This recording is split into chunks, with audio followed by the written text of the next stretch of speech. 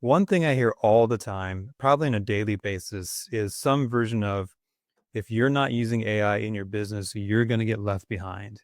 You may as well be in the Stone Age writing with a chisel and a rock. I guess the operative question is, do you have to use AI in your business? Is it a requirement in 2025 to utilize AI?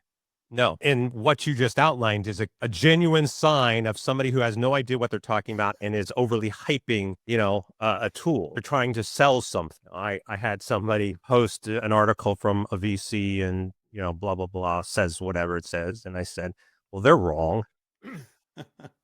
And the question back to me was, so what you're saying is all of the big tech, all of the VCs, all of the people who are using this, you're saying they're all wrong and you're right. I'm like, don't look at it that way. Ask yourself, why do you think they're promoting it? Hmm. And if you can answer that question, which is the obvious answer is they're trying to sell you something, then that's why they're saying it. Right? It's, I've talked about this also in my own book, the classic snake oil salesperson, the gold rush, all of these things. It's because when you're trying to sell something, you are going to hype it beyond its capability. I've seen some of the exact same comments, and I usually write, well, that's interesting. I have a company that is genuinely successful, and we have nothing to do with AI. We don't use it. We don't need it. Right. So, no, it's a false statement. And I'm sure that if we come up, we could, again, brainstorm or we could ask ChatGPT. Yeah.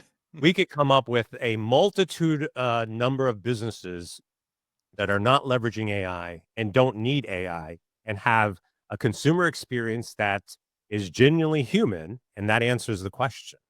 It's not a requirement. Yeah. Again, thank you for saying that because again, these are points of view that I don't think are getting enough airtime. So I really appreciate that you're very clear and very direct about that answer, which I do believe is correct. But let's say I do have a business, and let's say I've done, some studies, and I figured out what AI can do for me and what it can't do for me. I've decided, okay, I do want to use it in my business, and maybe I want to use it in some customer facing way. What are some ideas or steps that I could take to make sure that I'm still getting the human touch, even if I'm maybe using AI as to assist me? Like, what does that look like? Well, I think the first challenge that a lot of businesses face, and definitely entrepreneurs, so there's so many people out there who are thinking about building a new business and they're starting with, well, I want to create an AI business. That's kind of their starting point. Businesses have to start with what problem are you solving? And I think even running a business has to start with what problem are we solving? And how I kind of put this, and it goes back to our previous conversation, which is customer first, technology last, and there's a lot of things in between customer and technology, and AI maybe, right?